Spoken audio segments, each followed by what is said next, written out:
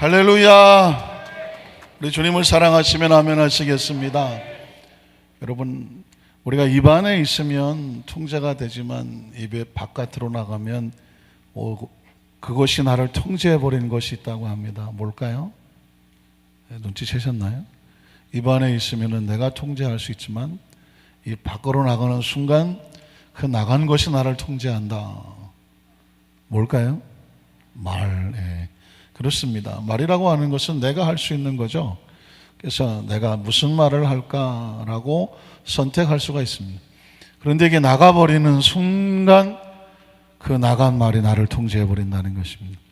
그래서 이 말이 굉장히 중요한 것입니다. 하기는 쉽지만 일단 내 입에서 나가버리면 걷잡을 수가 없는 거죠. 그 말이 나를 통제해버리죠. 성경적인 예를 들자면 10명의 정탐꾼은 똑같은 땅을 보고 와서 그 입의 말이 그 땅은 심히 험악한 땅, 거민을 삼키는 땅, 하나님께서 우리를 죽이려고 하시는가 보다, 그 땅은 못 들어간다, 그렇게 뱉었어요. 정말 그들은 그 말대로 들어가지도 못하고 광야에서 죽고 말았습니다. 그들이 말한 대로 됐죠. 그래서 어떻게 보면 운명과 팔자라는 것은 자기가 결정한다, 이렇게도 말할 수 있습니다. 왜? 자기가 한 말대로 되기 때문에 그렇습니다. 그러나 여호수아 갈렙은 어떻습니까? 그들의 입의 말은 하나님이 우리를 기뻐하시면 그 땅을 우리에게 주실 것이다, 그리고 우리를 그 땅으로 들어가게 하실 것이다.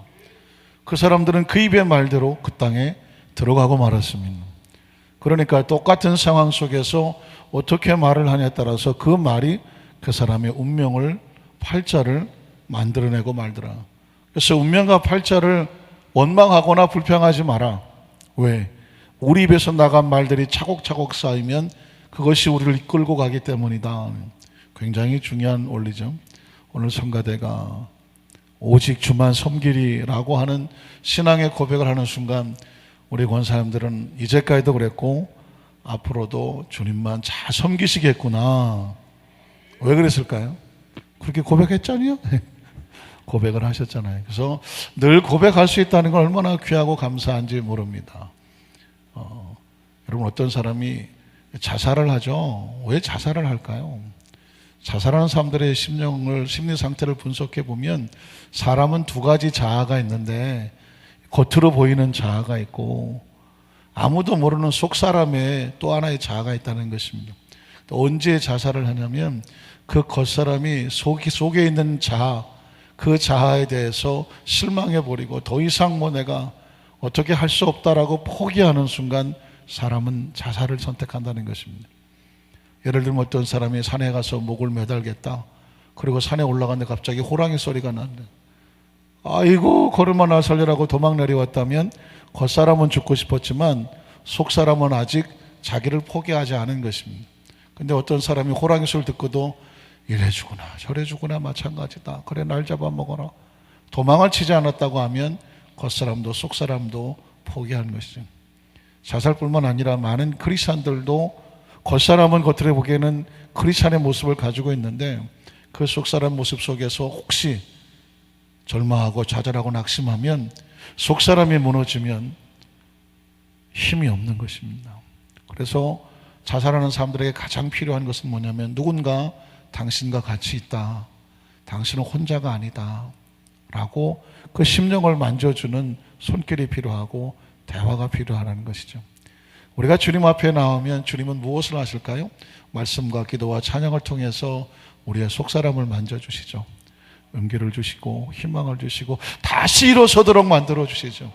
사람은 떡으로만 사는 것이, 떡은 육신의 겉자로 사는 겉모습이 이제 떡을 먹고 사는 것이고 하나님께서는 말씀으로 사는 것은 속사람과 영혼은 하나님의 격려와 이를 통해서 먹고 사는 것입니다.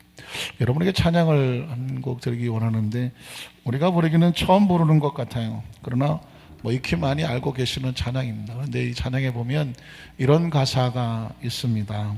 한번 따라 하실까요? 주님과 같이 내 마음을 만지는 분은 없습니다. 그러니까 우리는 주님이 우리 마음을 만져주셔야 돼요. 우리 아까 장로님 기도하실 때 다 며칠 동안에도 혹시라도 아프고 힘들거나 원치 않는 그 상황 속에서 눈물 흘리고 고통스러웠던 분이 있다면 겉모습은 화려하게 예쁘게 하고 있지만 속사람은 혹시 울고 있지는 않습니까? 힘들고 외롭지는 않습니까? 찬양 가운데 하나님 우리 심령을 만지시고 우리 속사람의 용기와 희망을 얻고 영혼이 회복되게 하여 주시옵소서. 우리는 심령을 가지고 우리 같이 한번 찬양하고 기도하도록 하겠습니다.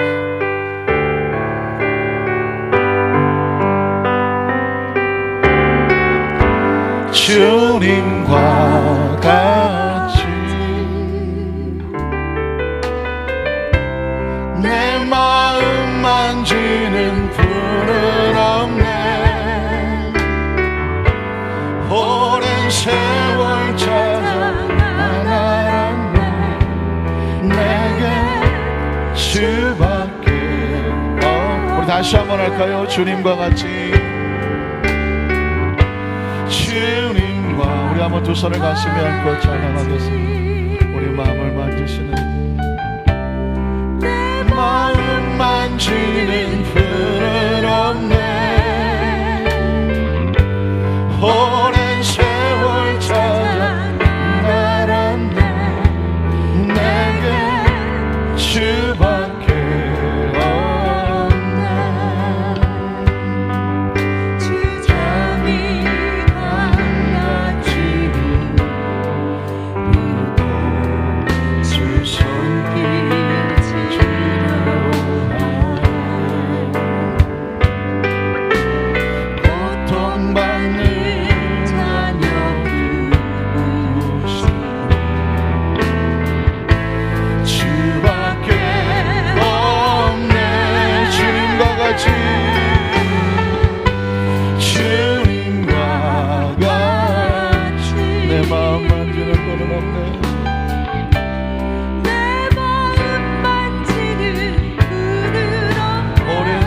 찾아 알았네. 오랜 세월 찾아 알았네. 주밖에 없네. 내게 주밖에 없네. 주잡이 강같이 흐르고 주잡이 강같이 흐르고 주 손길 주려 하네. 고통받는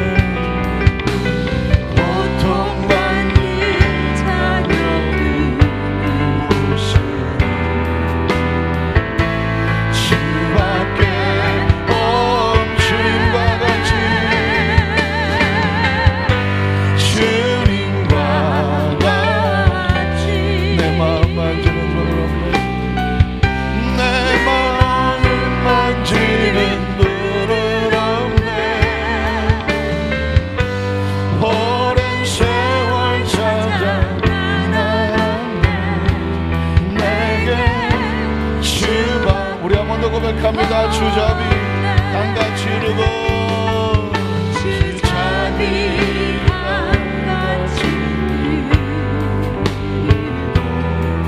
주 손길 주려 하네. 고통받는 자녀를 주밖에 없네. 주밖에 주님과 같이 주님과 같이 내 마음 만지는 분은 없네. 오랜 세월 찾아 알았네. 내게 주밖에 가슴 얹고 잠시 묵상으로 기도합니다. 사랑하는 성도 여러분, 그렇습니다. 육신은 육의 양식으로 살지만 우리의 심령과 영혼은 주님께서 우리 마음을 만져주셔야 됩니다. 주님만이 우리의 힘이 되십니다. 위로가 되십니다. 격려가 되십니다. 용기가 되십니다. 주님 앞에는 우리의 심령을 주 앞에 내려놓고 주님, 내 마음이 아픕니다. 흔들립니다. 서럽습니다. 외롭습니다. 지치지도 있습니다. 주님, 용기를 얻기를 원합니다. 다시 일어서기를 원합니다. 이 상황 속에서 믿음으로 일어서기를 원합니다. 나에게 하나님 용기와 희망이 우리 가운데 주님 만지셔서 새롭게 일어서도록 주님이 심령을 붙잡아 주시옵소서. 말씀을 듣기 전에 말씀 가운데 강력한 성령 임재와 능력으로 다시 회복하는 역사가 이 말씀 가운데 기도 가운데 임하게 하시옵소서. 우리 주여 삼차고 통성으로 한번 기도합니다. 주여 주여 주여.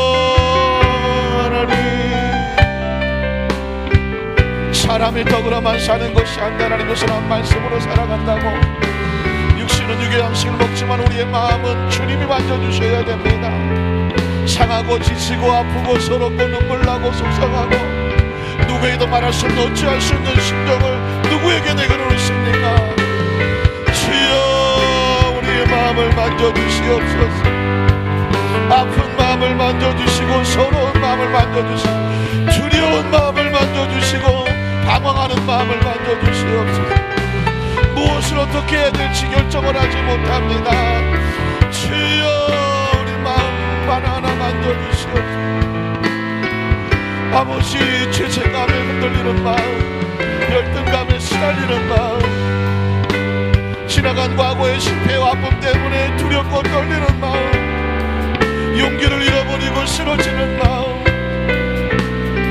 세월은 지나가고 마음은 어딘데 육신이 가여서 늘 괴롭고 힘든 마음, 게으르고 나태해서 일어서지 못하는 마음, 세상의 유혹에 빠지고 함정에 빠져서 빠져나와야 되는데 빠져나오지 못하고 흔들리는 마음, 기분과 감정 때문에 어찌할 바를 모르는 마음,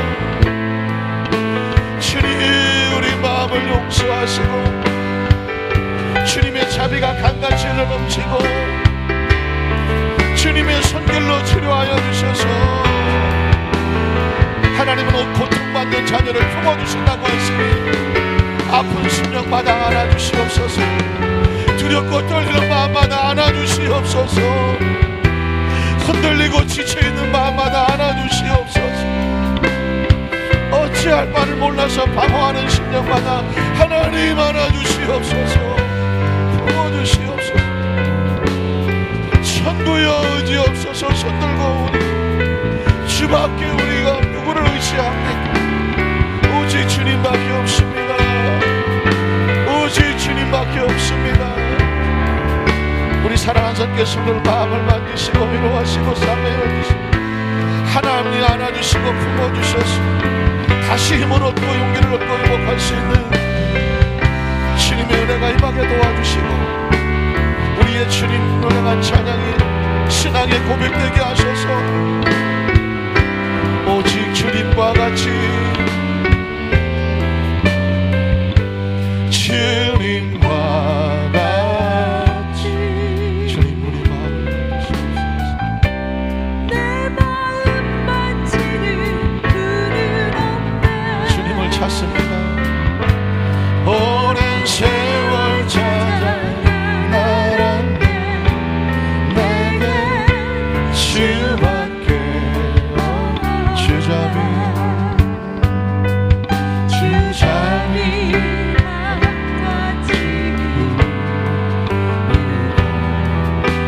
손길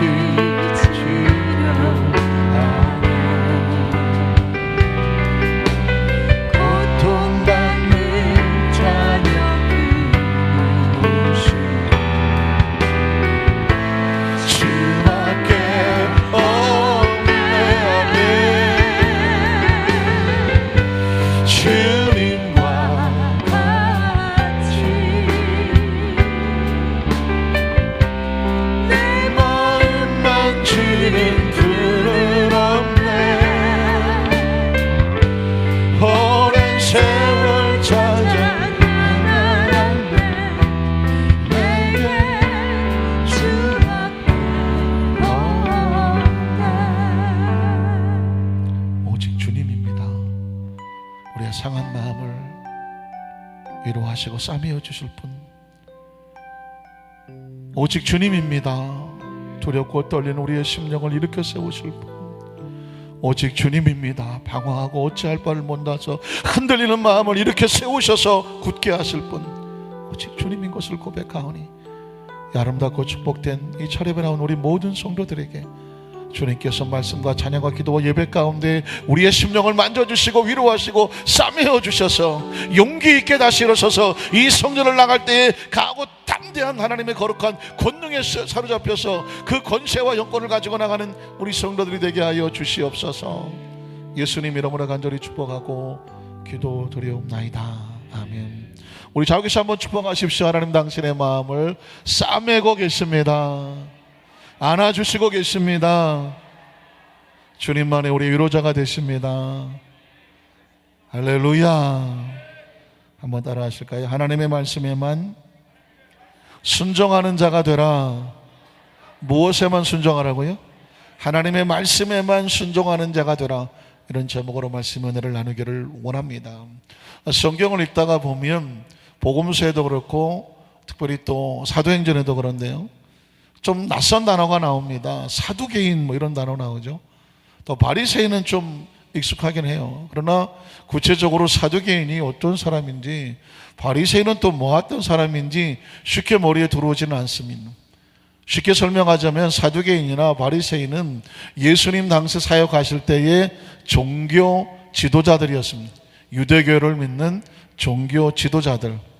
이 사람들은 오랜 세월 속에 유대인들에게 그 구약 성경 또는 뭐 탈무드, 토라 이런 율법들 이런 것을 가지고 이스라엘 백성들을 가리키면서 그 속에 가둬두게 했던 사람입니다. 다시 말해서 예수님이 오시기 전에는 그것이 진리고 그것이 하나님의 말씀이고 그것이 종교고 그것이 신앙이라 그 속에 붙잡혀 살았습니다. 그러니까 사두개인이 아니면 바리새인의 그 파 속에 들어가서 그것의 가르침대로 살았던 사람입니다. 사두개인은 아시는 것처럼 솔로몬 왕 시대에 사독이라고 하는 제사장들이 있었는데 그 후손들입니다. 그 후손들이 어떤 특별한 종파를 만들어서 그 하나님의 계명과 율법을 자기 마음대로 좀 그냥 이렇게 적용하고 저렇게 적용해서 자기 스타일로 바꿔버렸습니다. 왜곡시켰다고 하는데 하나님의 율법을 왜곡을 시켜서 자기들 나름대로 교리를 만들고 그래서 자기들 교리대로 가르쳤습니다. 그래서 그 사람들을 따라 믿으면 뭐가 되냐면 부활이 없습니다. 사두개인들은 부활이 없다고 하는 것을 철저하게 이 세상이 다지 부활이 어디 있느냐라고 부활을 반대했습니다. 반대로 바리새인들은 어떤 사람이냐면 철저하게 율법대로 사는, 율법을 혹시 하나라도 어기지 않고 지키며 살아야 된다. 그래서 율법주의자들이라고 말을 합니다. 그런데 율법을 지키는 것이 결코 나쁜 게 아니거든요. 마태복음 5장 20절에 보면 너희가 바리새인의 의보다 더 낫지 아니하면 천국에 들어가지 못한다, 이런 말씀하셨습니다. 예수님이 바리새인을 상당히 책망하시고 꾸중하시고 심할 때는 욕설 같은 심한 저주를 뱉기도 하셨는데, 그러나 바리새인들에게 인정했던 것은 뭐냐면 그들의 율법을 지키려고 하는 정신만큼은, 행위만큼은 인정을 했습니다. 그래서 크리스찬들이라는 것에서 믿음으로 산다고 해서 믿음만 가지고 살아서는 안 된다는 거예요.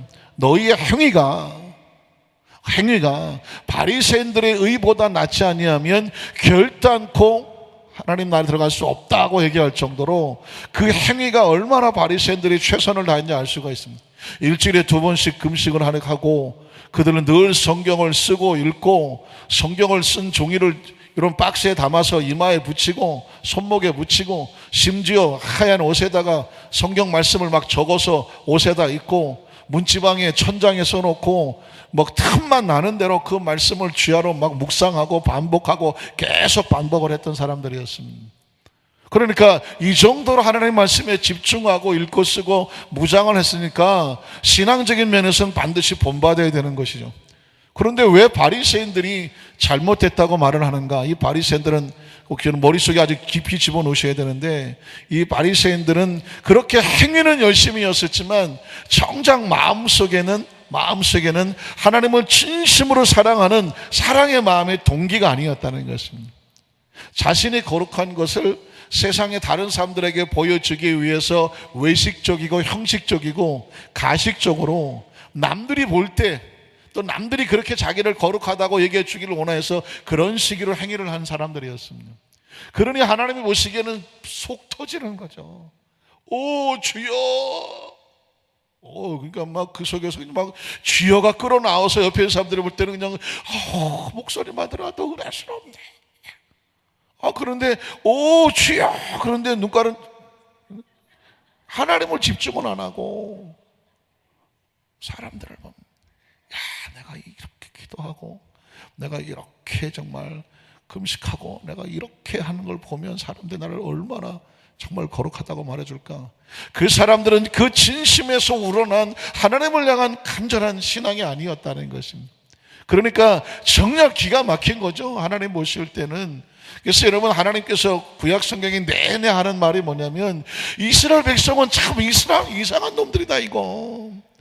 내가 건져서 가만 놔두면 세상에 살아갈 수도 없는 연약한 족속들을 하나님께서 자기 백성이라고 성민 삼아 주시고 그 백성을 지키고 보호해서 이끌어 왔는데 이 백성은 희한하게 조금만 틈만 주면 하나님 앞에 나올 때에 처음에는 그냥 은혜 받았다고 기름진 송아지, 기름진 염소, 최상의 제물을 가지고 나오다가 이게 조금 뭐가 좀 살만하면 어떻게 하냐면은 아이고 귀찮아서 그냥 예전엔 집에서 길러온 좋은 송아지, 좋은 무슨 염소, 그런 좋은 제물을 준비했다가 가져오는데 이게 조금 머리가 돌아가고 신앙이 조금 마음이 없어지니까는 성전 근처에 와갖고 힘들고 귀찮으니까 성전 근처에 와서 적당히 봐서 한 마리 사갖고 와서 드리고, 그러다가 어느 정도까지 가냐면 어차피 예물은 드려야 되겠는데 형식은 갖춰야 되겠는데 그 비싼 거 하려니까 너무 아까워서 어차피 드릴 건데 하면서 그 중에 제일 싼 거, 눈깔이 하나 없거나 다리가 하나 없거나 뭔가가 좀 잘못된 거, 싸게 그냥 떨이로 나온 거, 그거 사갖고 오는 제사장한테 와갖고는 하나님께 드리는 예물입니다. 그러니 하나님께서 보면 이사야 성경에 보면 내가 아직 이 성전 뜰에 너희들이 가지고 온 그 마음에도 없는 재물 때문에 그 기름이 흐르는 것 때문에 내가 속이 터진다고 말합니다. 너희가 나에게 제사를 가지고 오지만 하나님을 사랑하는 마음도 없고 인애도 없고 자비도 없고, 그러면서도 하나님은 잘 섬기는데 자기들끼리는 맨날 치고받고 싸우고 누가 어쨌다고 얼레리 꼴레리 하면서 온갖 동네 소문은 다 내고, 그러니까 하나님 사랑도 없고 이웃 사랑도 없으면서 종교적인 모임은 있고 제사는 있고 제물은 있고 찬송도 있고 기도도 하고 금식도 하는데 하나님이 정작 찾고 싶은 하나님을 향한 사랑, 진실된 사랑, 공동체의 사랑, 사랑이 없는 제사, 사랑이 없는 예물, 하나님께서 정말 아주 질렸으니까 제발 갖고 오지 말라 그냥 하나님께서 치를 떠시는 장면이 나옵니다. 그러니까 예수님 당시에 이 서기관과 그 바리새인들과 사두개인들이 이렇게 이스라엘 백성을 그 지난 역사 속에 끌고 왔으니 하나님께서 속이 터지지 않겠습니까? 그래서 하나님이 견디다 못해 그냥 그 자리를 뛰쳐내려온 것이 예수 그리스도죠. 너희가 잘못 가르치고 있다는 거죠. 잘못 백성을 인도하고 있다는 것이죠. 소경이 소경을 인도하면 그건 둘 다 망한다. 그래서 예수님이 오셔서 새로운 복음을 시작했죠. 새로운 복음. 그래서 기억하십니까? 그래서 제가 마태복음 5장, 6장, 7장은 산상수훈인데 이 산상수훈은 파격적인 선언이다.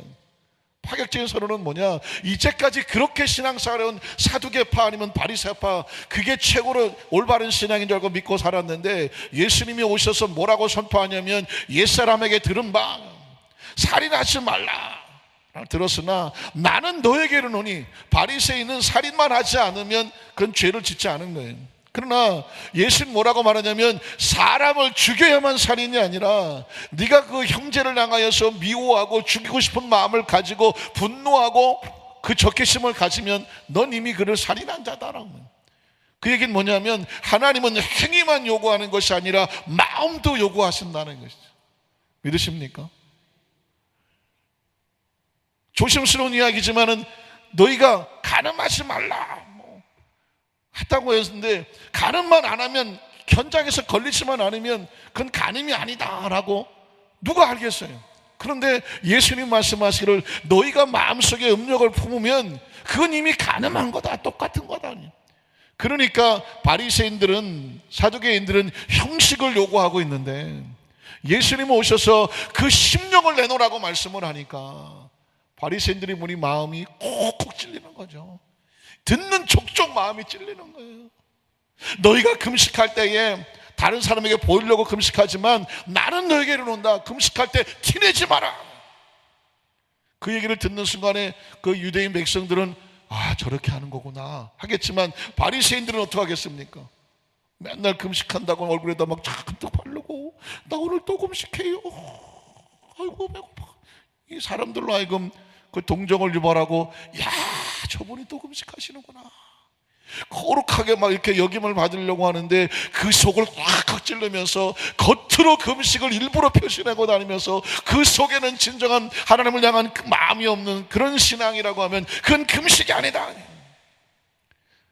금식하려면 깨끗이 씻고 표시내지 마라.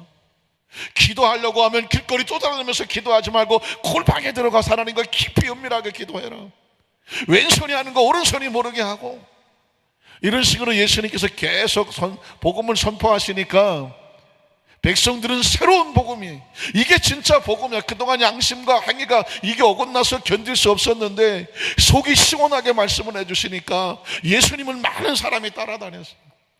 근데 그걸 따라다닐수록 서기관과 바리새인들과 사두개인들은 콕콕 찔리는 거죠. 왜 콕콕 찔립니까? 바리새인들은 그냥 예수님만 보면 죽이려고 달라드는 것입니다. 왜 그랬습니까? 예수님이 안식일에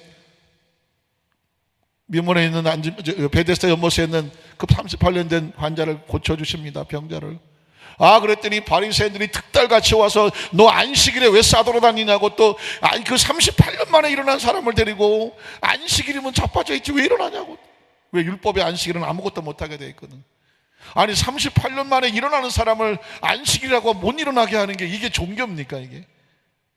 그러니까 예수님께서 말씀하는 거예요. 안식일이 누구를 위해서 있는지 알아라.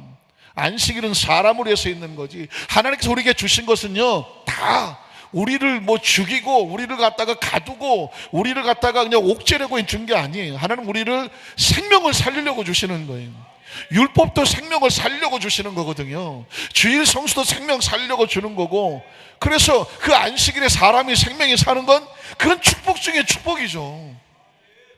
그러니까는 예수님 말씀하시기를 사람이 안식을 해서 그거 뭐 안식을 지키려고 이러고 있는 게 아니라 안식일은 생명이 사는 날이야.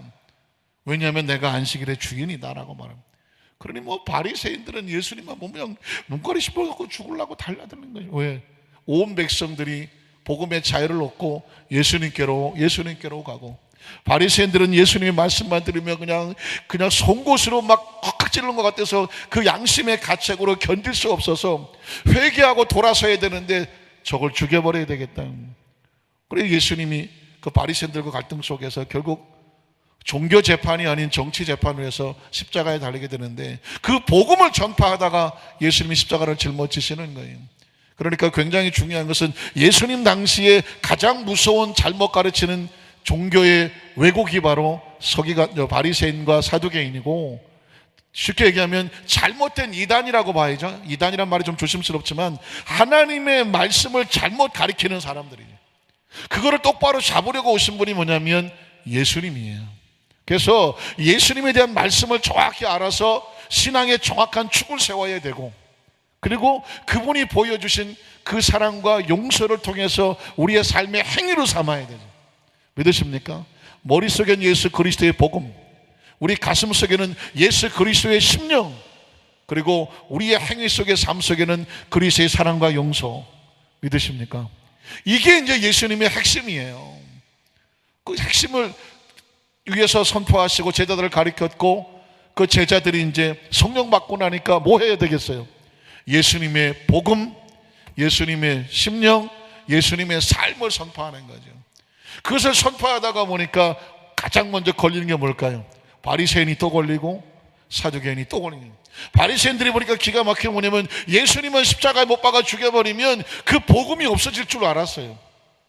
또 예수님은 십자가에 못 박혀 죽여버리면 사두개인들은 말하기를 아이 죽어버리면 부활이 없는데 뭐 예수가 아무리 나는 부활이고 생명 어쩌고 그래도 죽어버리면 십자가에 못 박아버리면 뭐 예수님 무슨 부활이 뭐가 있겠어 그랬는데, 그 십자가에 못 박았는데 예수님이 부활하고 예수님 십자가에 못 박았는데 그 부활하셔서 그 제자들에게 성령을 주시고 더 많은 사람들이 다니면서 바리새인들이 가르치는 잘못을 틀렸다고 말해주고 그리스도의 복음을 전하게 된 것입니다.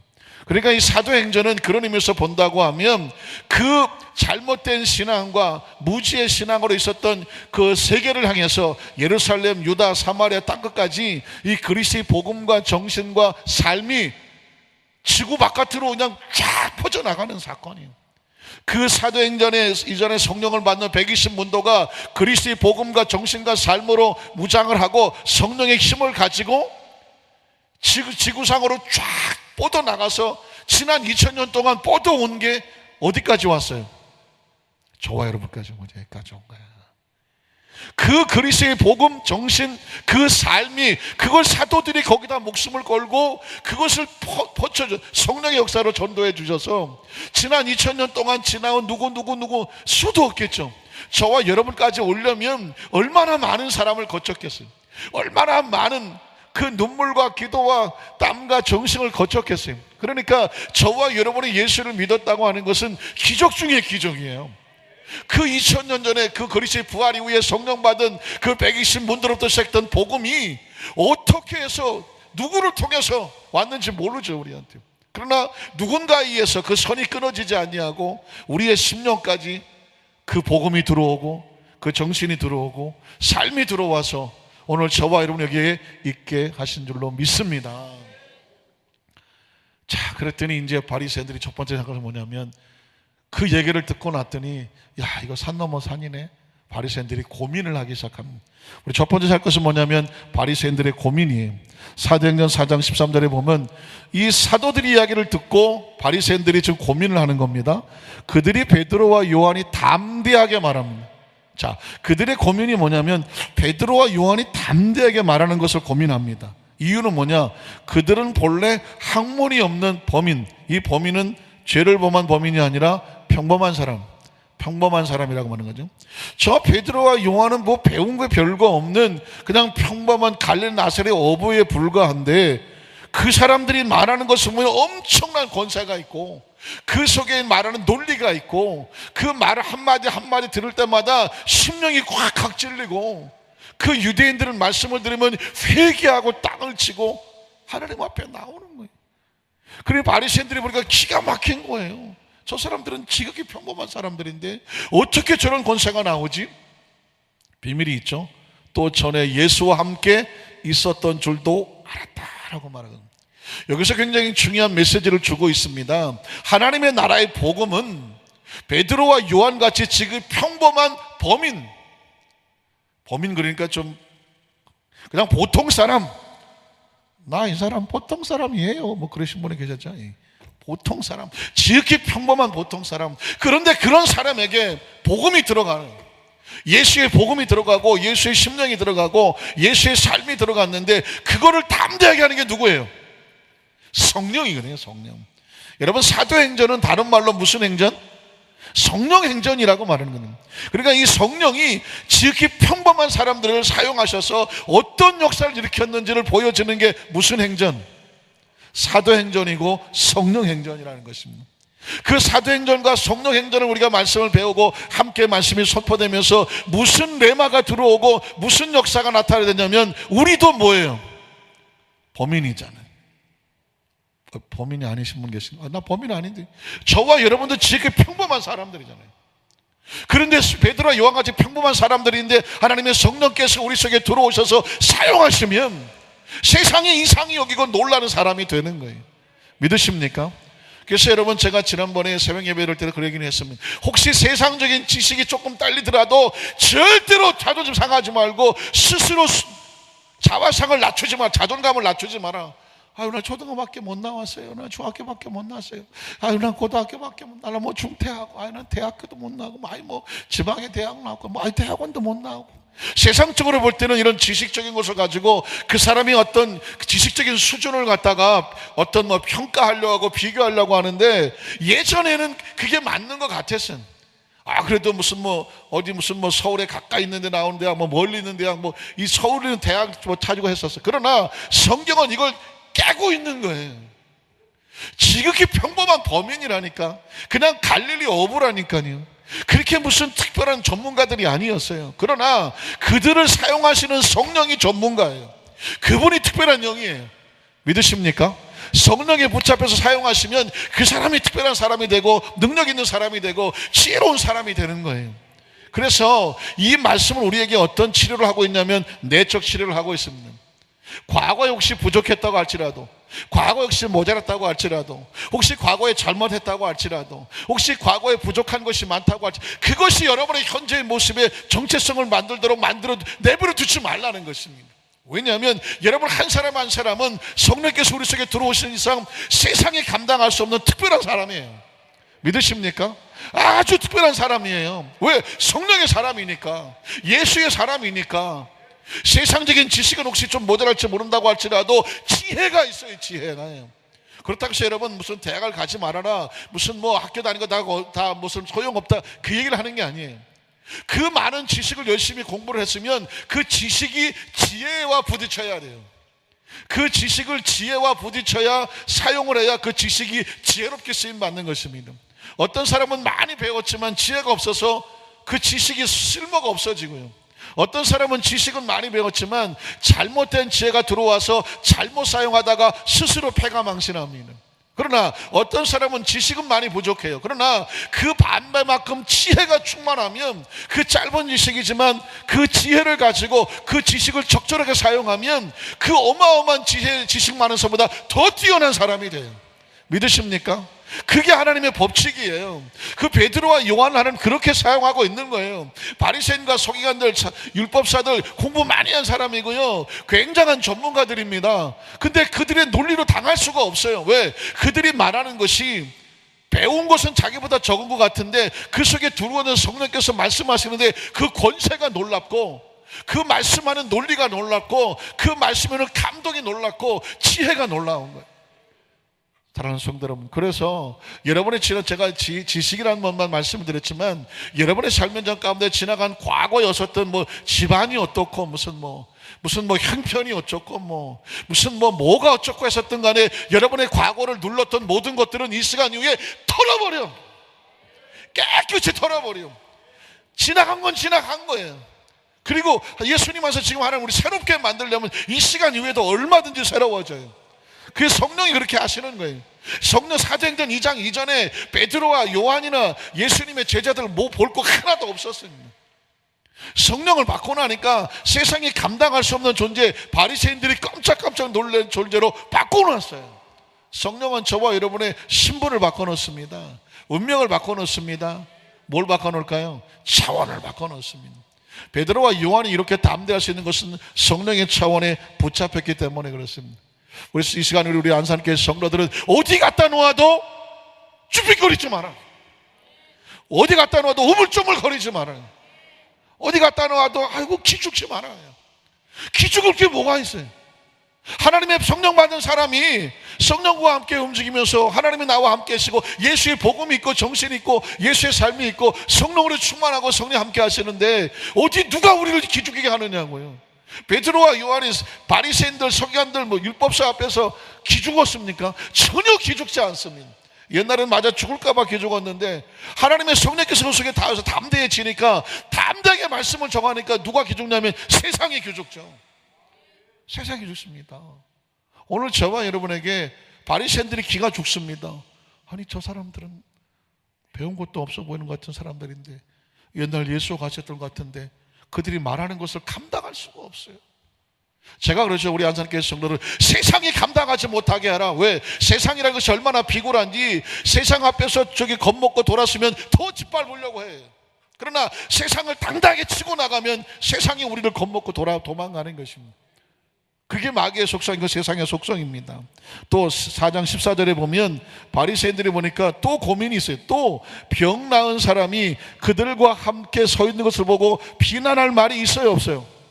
비난할 말이 없어요. 표적이 있어. 여기 사도행전 4장은 사도행전 3장에 있는 미문에 앉은 뱅이를 베드로와 요한이 이렇게 세웠거든. 자기들이 문 앞에서 늘 보던 사람이거든. 그 사람이 일어서 앉은 뱅이로 서 있으니 이 능력이 나타났으니, 표적이 나타났으니, 눈앞에 지금 그 간증이 있으니 바리새인과 서기관 율법사 아니 사두긴 뭐라고 할 말이 없어.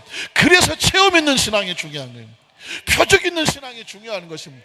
성령 받고 체험 있는 신앙으로 무장을 하면 아무리 학문이 뛰어난 사람이라도 논리가 될 수가 없어요. 왜? 하나님의 나라는 그 말에 있는 것은 권세에 있는 것이거든요. 그래서 한 사람 한 사람이 성령 받고 하나님 앞에 그 문제가 변하여 간증이 되게 하면 이 역사를 봐라, 하나님이 살아계시다. 믿으십니까? 제가 이제 저희 집 아이 얼마 전에 있었던 사건을 갖고 얘기하면 분명히 이 세월 시간이 지나다 보니까 이게 무슨 현실 같지가 않고 꿈 같아요. 꿈 같아요. 정말 그런 일이 있었나? 분명히 이 아이가 분명히 4시간 5시간 수술 받는 아이가 2시간 반 만에 수술을 마치고 나오고, 그리고 보통은 뇌출혈이 있는 수술을 하고 나오면 이틀 동안 깨어나지를 못한다고 하는데, 이건 4시간 만에 깨어나갖고 가니까 자기 친구들 온 사람들하고 웃고 떠들고 놀고 있고, 그리고 아까 얘기했던 것처럼 이틀 동안 일어나지를 못한다고 하는데 얘는 4시간 만에 깨어나갖고는 거의 지금 생각하니까 완전히 한 60년 70년 된 기도원 원장 같은 모습을 하고 앉아있어요. 이 수술한 부위만 머리를 빡빡 깎고 나머지는 이렇게 안 깎았으니까 길게 내려오니까 상상이 되십니까? 일본 사무라이 비슷한 이렇게 머리를 하고 있고, 환자복을 입고 하루에 1,000만 원짜리 침대에 딱 누워갖고 가부좌를 틀고 앉아갖고 오는 사람들 다 그래, 신앙생활 잘하는 사람은 이쁘다 그러고 신앙생활 못하는 건 붙잡고 울고, 오는 사람들 다 상담해주고, 그걸 제가 이틀 동안 본 거거든요. 오죽하면 저하고 우리 집사람 상담받았다니까. 걔한테 아빠는 안 산게 너무 걱정하지 마. 아니 지가 머리통 깨지고 나서 지금 나한테 걱정하지 말라고 그러는 거예요. 왜 그랬더니 하나님이 다 하실 거야. 천천히, 너무 급하게 맘먹지 말고. 얘가 지금 머리 수술하고 지금 하루 앉아갖고, 그리고 우리 집사람한테도 엄마도 고안하고 일하는 거 너무 많이 힘든 거 하나님이 다 하셔. 너무 몸 다치지 않게 천천히 하세요 엄마도. 우리 집사람이 알아줬다고. 그게 수술하고 나와서 하루 딱 앉아서 하는데 우리 사람하고 저하고 쳐다보고, 이게 뭐냐 지금 시간, 이게 뭐냐 이게 도대체. 이틀 동안은 완전히 얘 입에서 26살짜리 입에서 하루 종일 할렐루야 나옵니까? 할렐루야. 그래서 제가 할렐루야가, 우리 순복음께서 할렐루야가 많이 나와야 돼. 우리 아들이 할렐루야 하는 아들이 아니에요. 26살짜리 무슨 이렇게 지가 무슨 신령하다고 하루 종일 할렐루야를 하겠어요.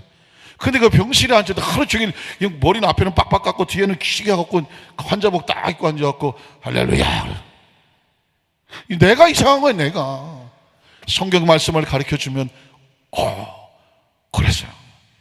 혈루증 걸린 여인이 예수의 옷가에 손을 댔지. 그랬어요. 어떻게 됐어요? 낫지.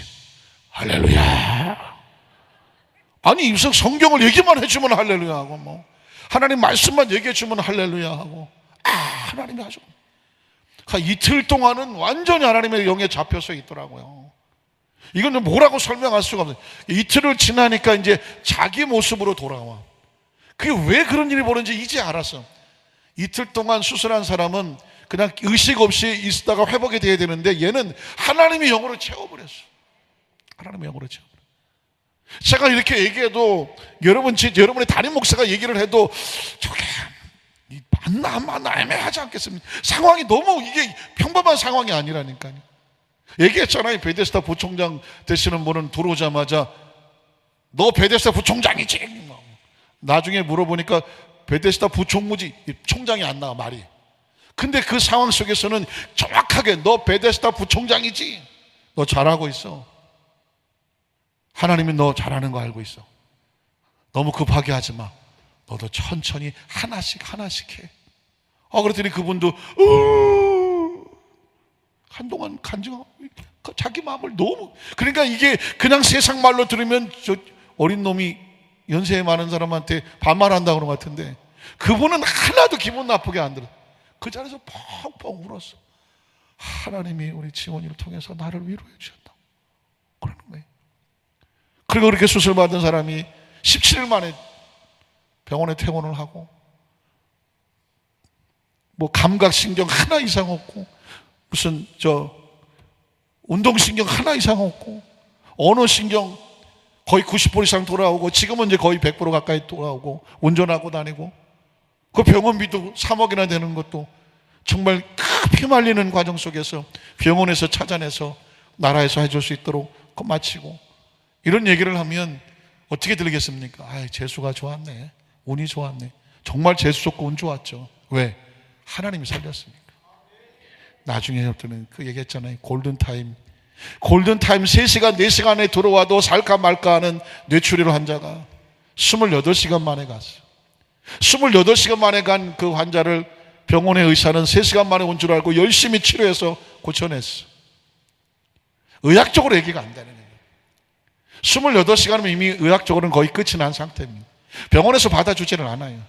그런데 그 아이가 들어가서 17일 만에 깨끗하게 털고 나왔으면 이건 누가 하시는 걸까요? 하나님이죠. 그래서 하나님이라고. 그러니까 담대해질 수가 있는 거죠. 만약에 정말 3시간 안에 그냥 그대로 픽업이 돼갖고 병원에 들어가서 좋은 의사 만나서 수술이 끝나서 잘 끝나갖고 정말 운 좋게 병원비도 어떻게 혜택을 받아서 나왔다 그러면 간증거리가 없는 거예요. 운이 좋았다 그거예요. 그런데 이건 애시당초부터 얘기가 안 되는 얘기예요.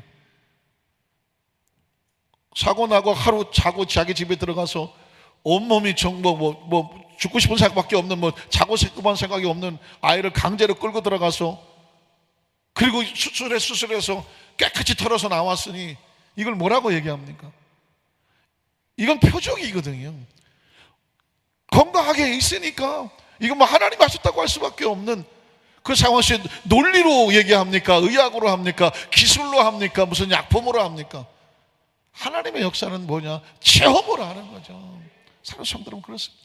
지금 바리새인들이 꼼짝을 하지 못하는 이유가 뭐냐면, 그 미번에 앉으면 일어서서 자기 눈앞에 있으니까 아무도 그 현란한 말씀시 뛰어난 지식 그것을 가지고 뭐라고 할 말이 없어요. 여러분, 하나님의 나라는 권세에 있고 능력에 있습니다. 자, 두 번째, 그래서 이들은 고민한 결과 할 말이 없어서 뭐라고 말했냐면 16절에 보면 이렇게 말했습니다. 그들이 금했던 건데요, 16절에 보니까 이 사람들을 어떻게 할까? 그들로 말미암아 유명한 표적이라고 하죠. 미문에 앉은 배 일어났으니까, 이건 의학적으로 안 되던 사람이 일어나서 자기 눈앞에 있으니까 나타난 것이 예루살렘에서는 모든 사람에게 알려져. 이제 다 알려졌어요. 우리도 부인할 수 없다고 막 자기 눈앞에 본 거거든요. 그러니까 표적이 중요하고 체험이 중요하다고 말씀했죠. 우리도 부인할 수가 없다고 말했습니다. 자, 그래서 그 다음에 어떻게 돼요? 17절에 보면 이것이 민간에 더 퍼지지 못하게 그들을 위협하여 이후에는 뭘 하지 마냐면 이 이름으로 아무에게도 말하지 말게 하자. 그들이 두려워했던 것은 뭐냐면요, 예수 그리스도의 이름으로 복음이 전파되는 것을 두려워했습니다. 여기서 마귀의 속성을 알 수가 있는데, 예수 그리스도의 이름으로 복음이 전파되고 죽은 자가 살아나고 병든 자가 고쳐진다. 이 복음이 더 퍼져나가, 지금 퍼져진 것은 어떻게 할 수 없어요. 근데 더 퍼져나가는 것을 막으려고 했던 것이 바로 바리새인들이에요. 그럼 바리새인들의 배후에는 뭐가 있을까요? 마귀가 있는 거죠. 마귀는요, 사람을 이용해서 다른 거 하지 않습니다.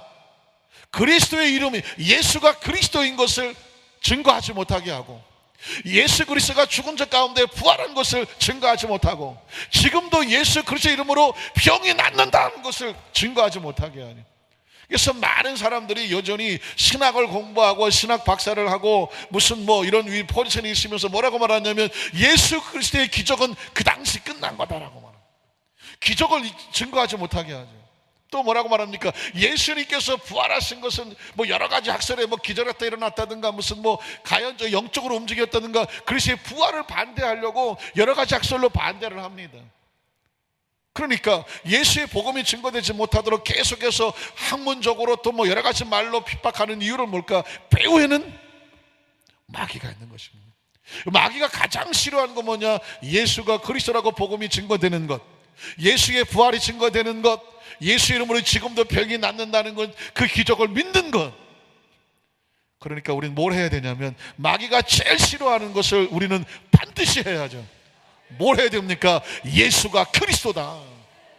한번 따라하시죠. 주는 그리스도시요 살아계신 하나님의 아들입니다.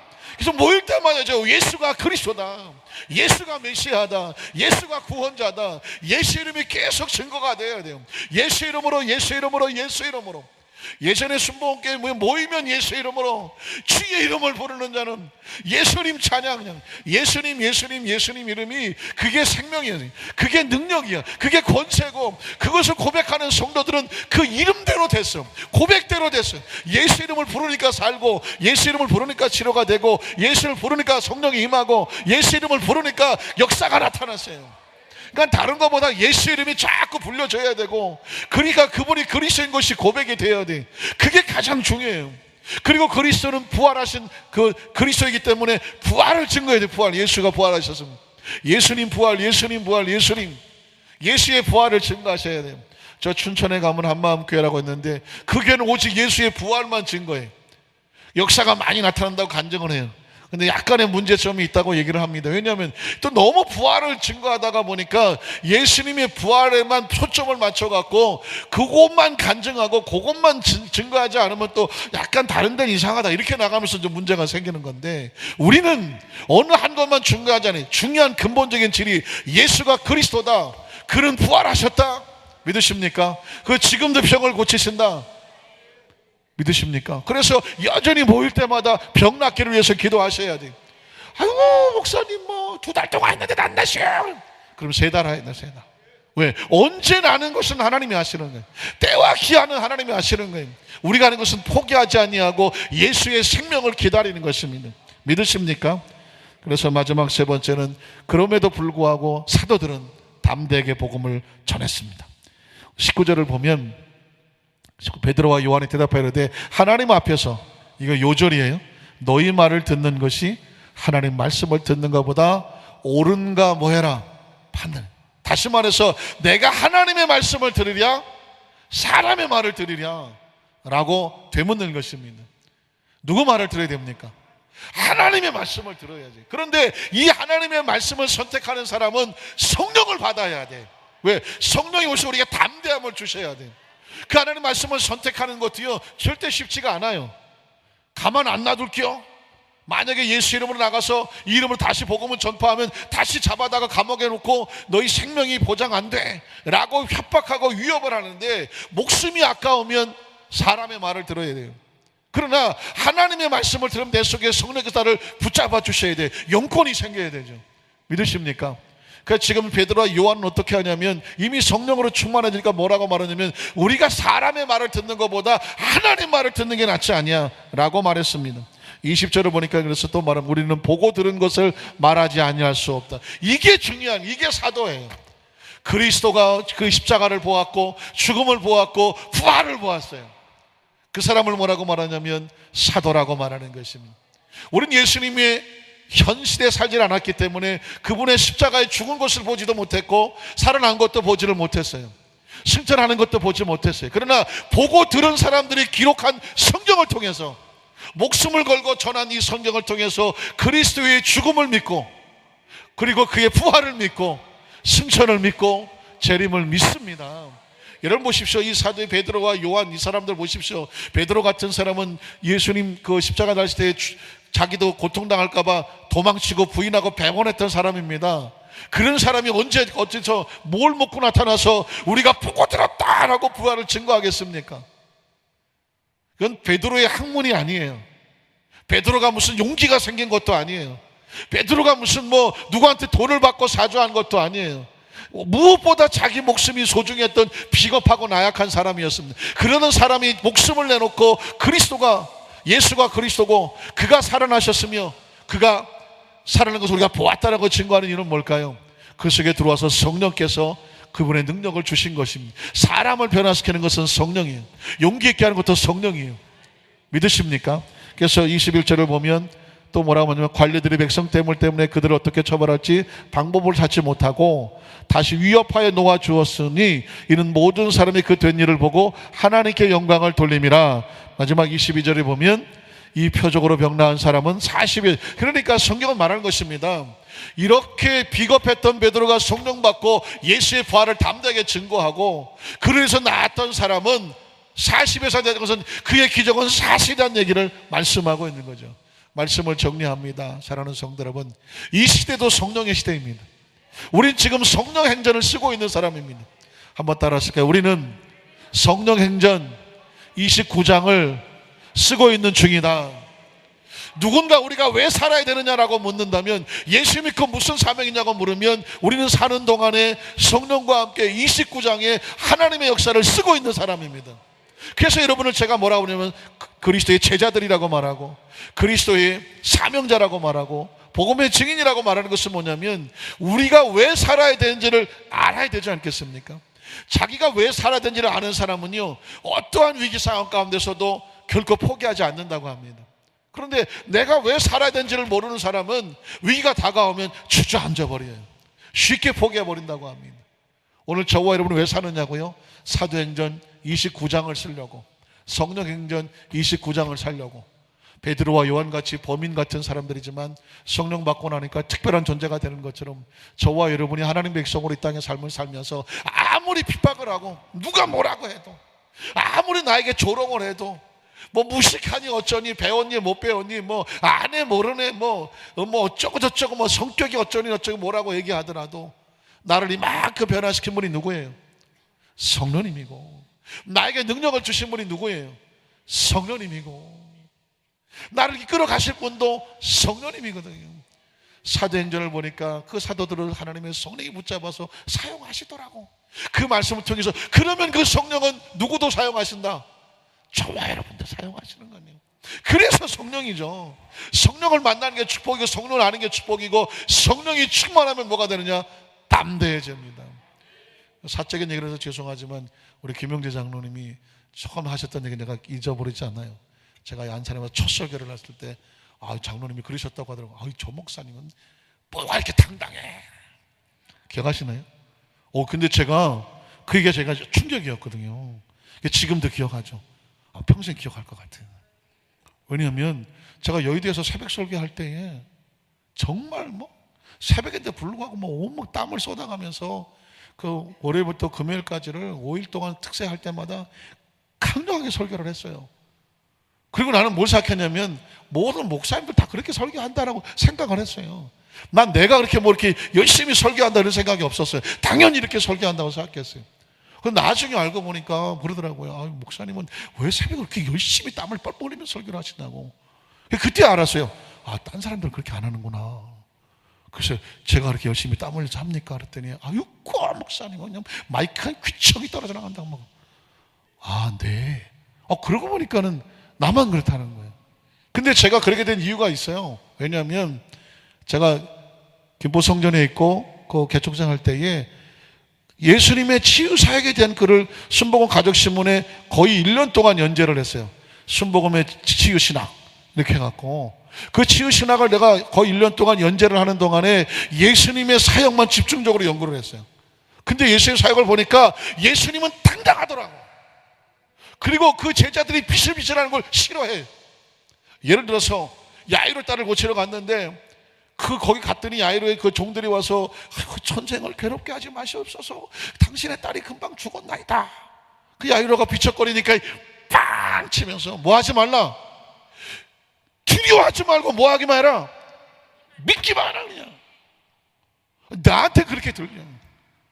아들이 막 귀신에 들은 불에 넘어지고 막 쓰러지고 하니까 할 수만 있으면 좀 해주세요. 그러니까 예수님이 또 소리 지르더니 할 수 있거든요. 무슨 말이에요? 듣기도 싫어하죠. 그냥 믿는 자에게 능치 못한. 그러니까 예수님이 하시는 현장이 제가 보기에는 강력한 거예요. 청년아 일어나라, 나사로야 나오라고.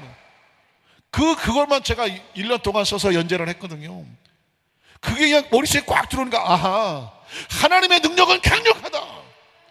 제자들이 쭈삣거리니까 우린 좀 어떻게 왜 못 고칩니까? 그러니까 기도해 이런 주가 나가지 않아. 그러니까 제 눈에는 예수님은 온유하고 겸손하신데 그 철저한 영적 전쟁과 사역 속에서는 강력한 선포를 하셔야 돼요. 그래서 그 예수님의 심정을 품으니까, 그 예수님 말씀을 증거하려니까 그 속에서 그런 강력함이 나와요. 뭐가 대단해서가 아니라 그게 주님께서 원하시는 거예요. 그래서 우리 안산교회 성도들은 어디다 갖다 놓으면 눈빛이 달라야 돼. 달라야 돼. 그래 딱 바라고 영적으로 딱 서서, 어이구 아파라 그랬어. 영적으로 딱 서서 하나님 앞에 담대하게 서고, 그리스도의 정신과 생각을 가지고 기도하더라도 당당하게 기도를 해갖고, 말씀을 혹시 가서 전도하더라도 자신 있고 확신 있게 해야 되고. 왜냐면 벌써 귀신이 알아요. 기도하려면 아이고 네가 기도한다고 되냐, 나가지. 강하게 영적으로 눌러야 돼요. 그래 귀신이 도망을 가고 귀신이 쫓겨져 나가지. 나가세요 나가세요 그러면 너나 나가세요 너나 나가세요. 이게 영적이 안 되는 거예요. 그래서 저는 우리 안산교회 성도들은 일당 100, 한 사람이 100, 적어도 100명 담당하는 거예요. 난 적어도 100명을 담당할 사람이야. 날 우습게 보지 마. 난 하나님 앞에서 일당 100 사람이야. 그래서 한 사람 한 사람이에요. 아이고 장로님들 아이고 권사 아니야. 한 사람 한 사람이 전부 다 한 사람이 당당하게 서서, 베드로와 요한 평범한 사람들이에요. 우리하고 별 차이 안 나는 사람들이에요. 그러나 그 사람들은 대단한 사람이 된 것은 성령이에요. 바라기는 우리 안산교회 우리 모든 성도들이 그런 하나님 안에서의 특별한 존재들, 특별한 사명자가 되기를 주님의 이름으로 축복합니다.